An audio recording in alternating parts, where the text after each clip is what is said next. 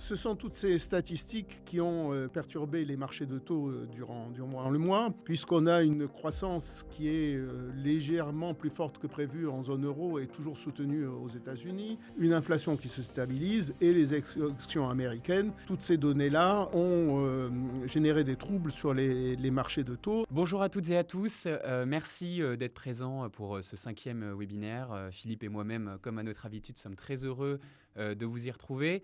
Ce que je vous propose dans un premier temps, en attendant les derniers participants, c'est de refaire un point sur nos conclusions d'octobre ensemble. Alors tout d'abord, il était important effectivement de noter qu'à l'exception de la France, où la situation politique continuait de créer une incertitude qui était assez marquée, nous avions observé une tendance à la baisse généralisée de l'inflation au sein de la zone euro. Cette baisse, alors bien que graduelle, s'accompagnait d'une résistance assez nette de la croissance économique. En effet, la croissance non seulement se maintenait, mais dans certains cas avait été révisée à la hausse, renforçant ainsi un scénario plus favorable que prévu il y a encore quelques mois. Nous étions ainsi passés d'une crainte de stagflation à une perspective plus optimiste, marquée par un retour progressif de l'économie en général, même si certains risques ne devaient pas être ignorés. J'entends par ça les tensions budgétaires avec des niveaux de dette qui demeurent élevés, les incertitudes géopolitiques qui continuaient de peser sur les perspectives à moyen terme. On y reviendra d'ailleurs avec Philippe plus tard. Ces éléments ont justifié de notre part une certaine prudence dans nos projections et stratégies, tout en reconnaissant les éléments positifs récents. Et dans ce contexte, nous avions anticipé une poursuite de la baisse des taux courts et principalement sous l'impulsion des banques centrales, des politiques des banques centrales qui poursuivaient l'assouplissement de leur politique budgétaire. Cette dynamique devait contribuer à une repentification de courbes de taux. Les taux longs baissaient également, mais de manière moins marquée. Et on y reviendra aussi là-dessus. Donc aujourd'hui, nous allons revoir un peu toutes ces tendances et évaluer leurs impacts sur les actifs, partager les stratégies pour les semaines à venir. Merci encore à vous tous pour votre présence et je laisse maintenant la parole à Philippe. Très bien, nous allons voir que pendant ce mois d'octobre, on n'a pas changé réellement les données fondamentales de l'économie globalement, mais qu'il y a eu tout de même des mouvements assez importants sur les marchés, en particulier les marchés de taux, liés aux statistiques qui ont été publiées. Ceci d'autant plus que les banques centrales ont annoncé maintenant depuis déjà de nombreux mois qu'elles étaient sensibles aux publications de statistiques et que leur politique monétaire allait évoluer au fil de ces publications. Et donc, effectivement, les marchés ont pu réagir de manière peut-être un peu exagérée, on le verra, aux publications qu'il y a eu. Alors, si on regarde ces publications, en commençant par celles qui ont trait à la croissance, vous voyez sur le tableau qui est présenté qu'on a eu une croissance qui est restée tout de même de bonne facture. On a eu même en zone euro des surprises à la hausse sur la croissance avec un chiffre de 0,9% qui a été publié récemment contre 0,6% pour le mois précédent sur un an. Aux États-Unis, la croissance trimestrielle pour le T3 a été plutôt moindre que ce qui était attendu, mais reste tout de même relativement élevée avec 2,8% en rythme annuel.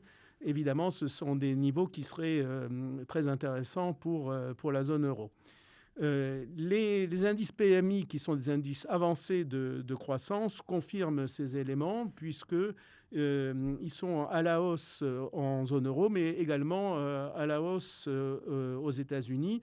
On se rapproche en zone euro de la marque des 50, qui est le partage entre la récession et la croissance. Et aux États-Unis, on reste au-dessus assez largement des 50. C'est sur le chômage qu'il y a eu aussi des chiffres qui ont un peu surpris, en particulier les créations d'emplois aux États-Unis qui sont sortis à 12 000 alors qu'on attendait 106 000 et 223 000 le mois précédent. Cette moindre création d'emplois s'explique essentiellement par des données conjoncturelles, selon nous, cela devrait se corriger dans les semaines qui viennent, les données conjoncturelles étant liées aux grèves chez Boeing ou aux catastrophes climatiques. Mais globalement, le chômage reste bas aux États-Unis avec 4,1. Sur l'inflation, les derniers éléments ont montré une stabilisation de l'inflation et la tendance que l'on avait à la baisse de l'inflation s'est quelque peu interrompue, aussi bien aux États-Unis qu'en zone euro, avec 2,7% publiés en zone euro sur un an et 3,3% aux États-Unis pour les indices sous-jacents. Pour les indices d'inflation globaux, c'est-à-dire reprenant l'ensemble de la consommation, on est à 2% contre 1,7% précédemment en zone euro et 2,4% aux États-Unis. Cela montre qu'il y a pour l'instant non pas une reprise de l'inflation, mais une stabilisation de l'inflation qui s'explique aussi par des éléments d'effet de base par rapport à la situation d'il y a un an. Donc, une inflation qui marque le pas sans que ça change nécessairement la tendance. Ceci est corroboré par l'évolution des prix du pétrole, parce que même si les prix du pétrole ont augmenté quelque peu ces derniers jours, vous voyez que sur 6 mois, la tendance reste clairement à la baisse des prix de l'énergie. Tout cela a conduit à une poursuite de la baisse des taux de la part des banques centrales. Et donc, la BCE a baissé ses taux le 23 octobre dernier pour les amener à 3,25, c'est-à-dire 0,75% au-dessous de ce qu'ils étaient au 1er janvier. Donc, c'est la troisième baisse des taux en 2024. La Fédérale Réserve, elle, est toujours donc à 4,75 contre 5,25 en début d'année. Il y a cette semaine une réunion de la Fed avec l'élection américaine. Il n'est peut-être pas urgent pour la Fed de réagir, mais probablement qu'il y aura encore une baisse des taux de la Fed d'ici la fin d'année.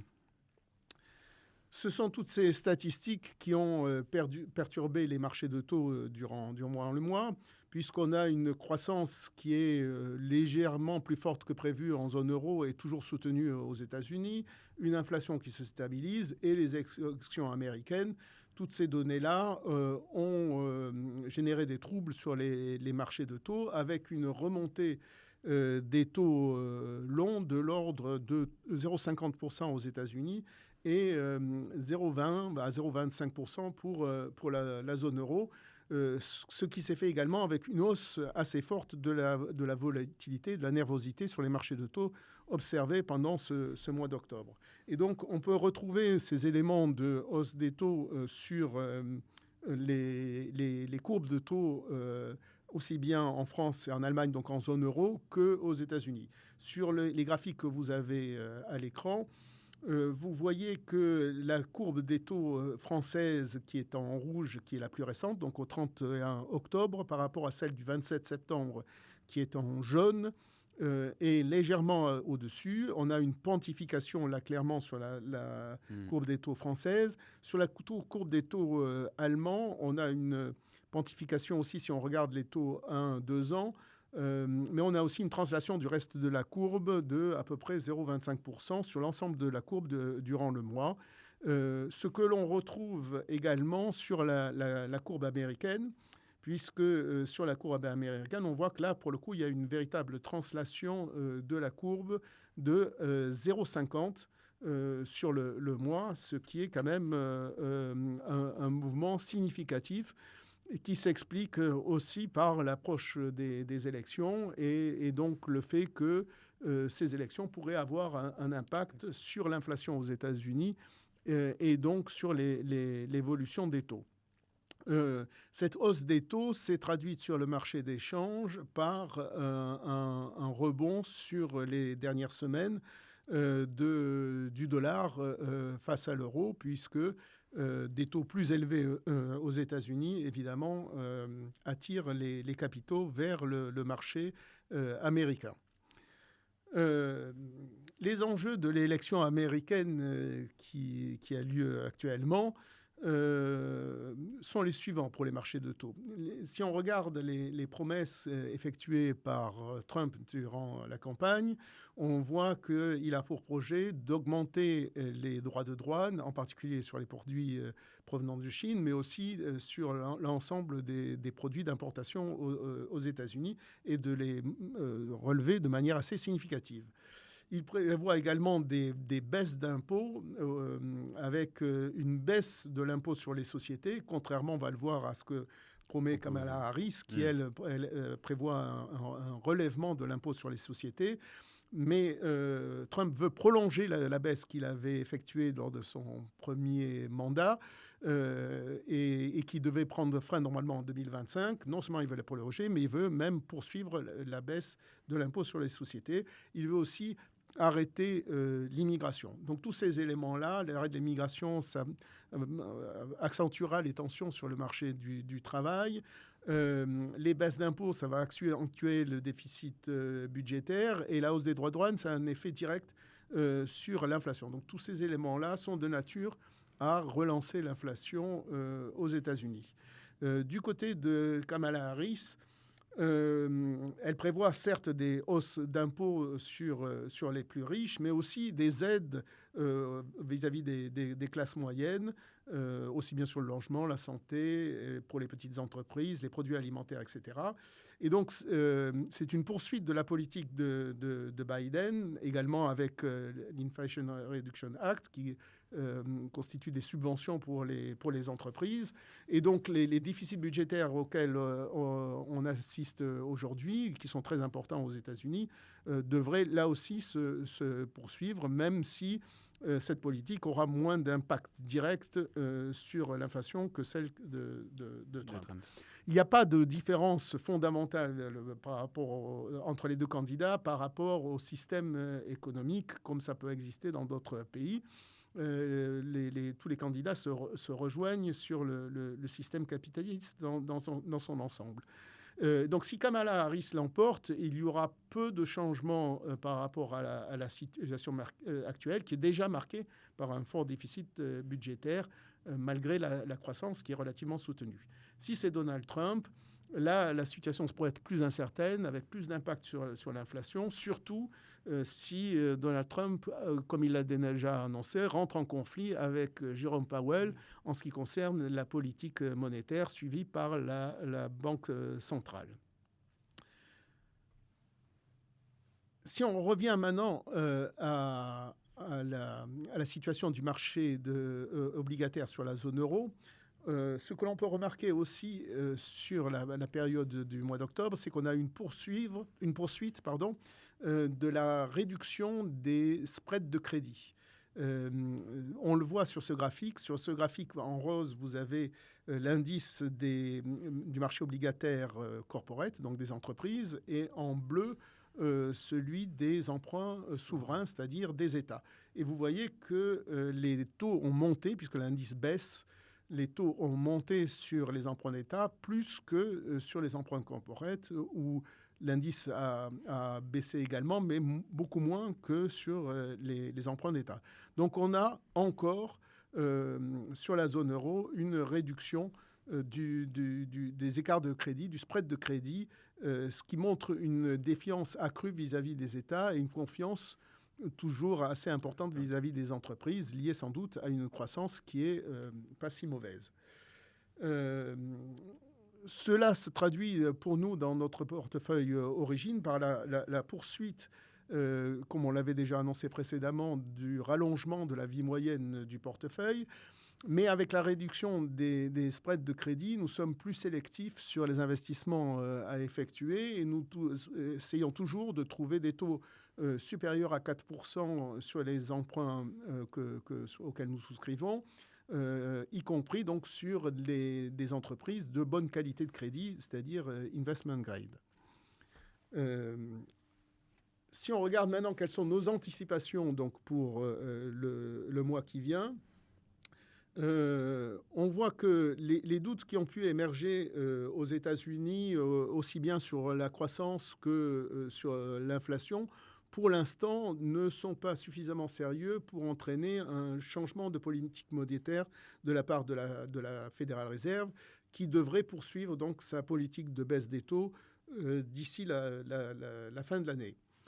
Cependant, on a vu que ces incertitudes ont conduit à des hausses de taux significatives sur le moyen et long terme aux États-Unis, ce qui a entraîné une hausse des taux par mimétisme en Europe, même si cela est moins justifié aussi bien sur les statistiques d'inflation que de croissance. La BCE donc devrait également poursuivre sa baisse des taux, d'autant que la croissance en Europe est plus atone que ce qu'elle est aux États-Unis, avec simplement 1% de croissance. Donc on devrait encore là aussi avoir des baisses de taux de la part de la BCE également d'ici la fin de l'année. Et donc, si on a des poursuites de baisse des taux de la part des banques centrales donc sur les taux courts, on devrait avoir une pontification des courbes qui devraient se poursuivre, surtout si on a des politiques budgétaires qui restent avec des déficits importants, aussi bien aux États-Unis qu'en Europe, et une inflation qui marque le pas. Donc, il y a encore une marge pour les banques centrales pour baisser leurs taux, parce qu'ils sont encore largement au-dessus de l'inflation, mais ça se traduira par une pontification encore plus marquée probablement des courbes de taux. Merci beaucoup Philippe pour ces explications. Encore une fois, c'était très clair.